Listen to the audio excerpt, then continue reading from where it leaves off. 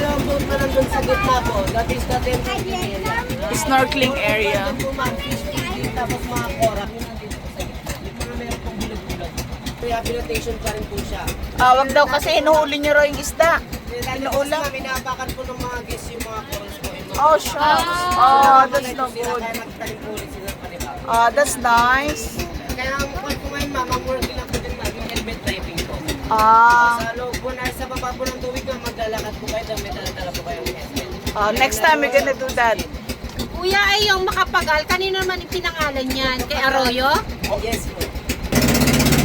That's where you go helmet diving and snorkeling, but it's under rehabilitation.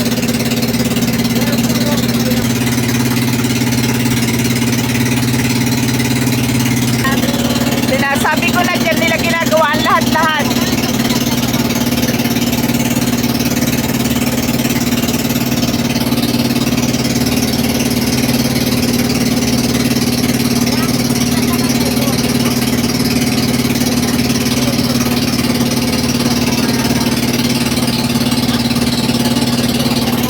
Ilan na raw si kuya mo?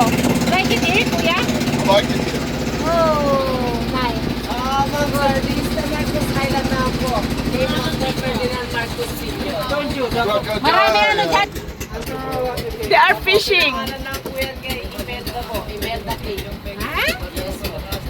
Si Imelda kasi yung Imelda Cave is the...